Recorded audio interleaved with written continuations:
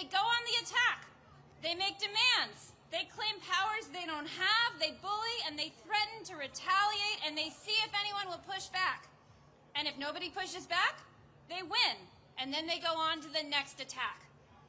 They are doing everything they can to convince us that they are all powerful, that they are inevitable, that they will win. And I need you to hear me. It's a lie. Woo!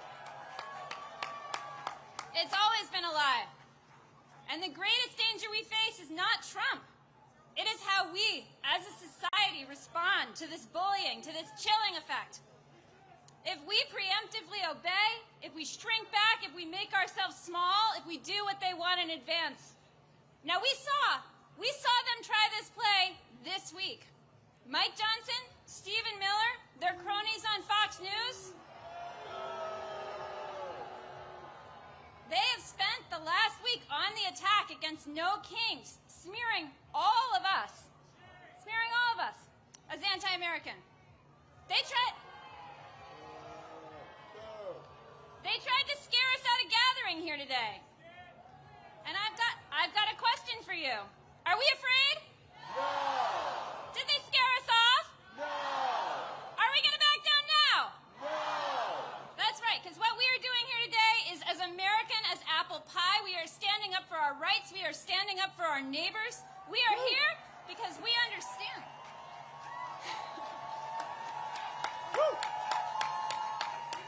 We are here because we understand that when a tyrant threatens your right to free speech, you call his bluff and you stand up. In every action and every day, we defy the regime. So I've got something to say to Mike Johnson, Speaker Mike Johnson, who spent all week smearing regular Americans. There are nearly a dozen No Kings protests happening across your district today. And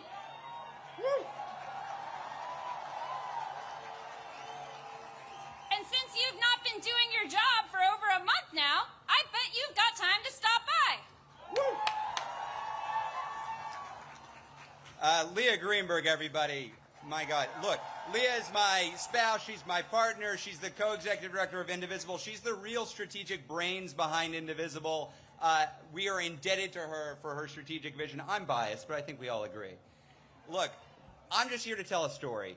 And I think it's important for us to tell the story of these First Amendment rights that Leah is talking about. And this story I want to tell is about the first No Kings Day. Who here was at the first No Kings Day? Whoa, whoa, whoa, whoa, whoa. No, I don't think y'all were there. This was a quarter of a millennia ago. This was 250 years ago, 1775. They called it the Continental Congress. They didn't have the branding we did. But it was the first No Kings Day protest. What they did, they brought themselves together in opposition to this would-be monarchical ruler who was steamrolling the American public. He was occupying and invading American cities. He was terrorizing American communities. He was picking out his favorites and persecuting his political enemies. He didn't believe in democracy at all. Can you imagine? Can you imagine such a ruler over America? It was bleak. It was bleak. So what did our fellow Americans do? They put together a No Kings rally to give us a constitution. That's what they did. That's our history. Whose history? Whose history? Whose history? Look, this is a big experiment in self-government, a government of, by, and for the people.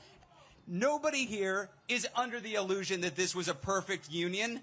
That's not what we created. This was a compromise of rich men, of white men, of slaveholding men. But this imperfect union that they put together, it also gave us some fundamental rights to make it more perfect. Who has been using those rights? The abolitionists, the suffragists, the heroes of the civil rights movement, the leaders at Stonewall, the leaders in the Dreamer movement, and all of us here. All of us here. Whose rights? Our rights. Whose rights? Ben Franklin, that lovely Benny, what did he say? Benny told us all, when asked what they had created, he said, a republic if you can keep it. Who's going to keep this? Who's keeping this republic? That's right. We love this country enough to demand more of it. You know who doesn't want us to make any demands? This regime. The tech fascists, the billionaire backers, They want us lazy and pliant and docile. They want us alone and afraid and powerless. Are we powerless? No. Are we alone? No. Damn right we're not. As I stand here today, Elon Musk, remember that guy? He's out of the White House. Jimmy Kimmel, back on air. And for the last week, this regime has been quaking in its jackboots at the thought of 200,000 people in D.C. outside the Capitol where Mike Johnson isn't working and hasn't been for the last month. You know what it turns out? It turns out that we're braver than the billionaires. Who's braver than the billionaires? Who's braver than the billionaires? This is my favorite part, folks. I get to name some names. Jeff Bezos, who took a respected pro-democracy institution that had the slogan of democracy dies in the darkness, and he turned the slogan into corruption, capitulation, cowardice, shame.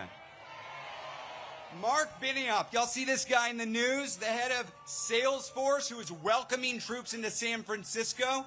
This guy who is begging to give artificial intelligence to ICE to triple their size? Shame. Daniel Ek. Y'all don't know who Daniel Ek is, do you?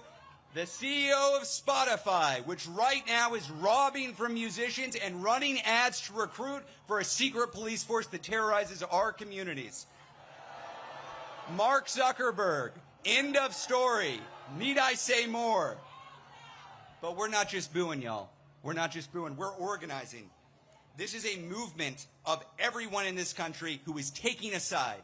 We are taking a side. It is a time to choose that side. Are you on the side of the MAGA forces, of the Nazis, of the billionaires? Hell no. So I ask businesses, universities, churches, which side are you on? We're on the people's side. Which side? Look, nobody on this stage has told you there's no need to have fear. We see what this regime is doing. We see them rattling their sabers. We see them sending troops into communities. We see them zip-tying children and dragging them out of apartments. We see this. This movement, the 200,000 of us here, this movement is not a fearless movement. It's better than that. It's a brave movement. The other side wants to suppress dissent, chill free speech, and come after their opponents. We're not here because we're fearless. We're here because we're better than fear. We're braver than billionaires, and we're bigger than ever before. We're going to win this, y'all, because we believe, as all Americans believe, we don't do kings here. How many kings? How many kings?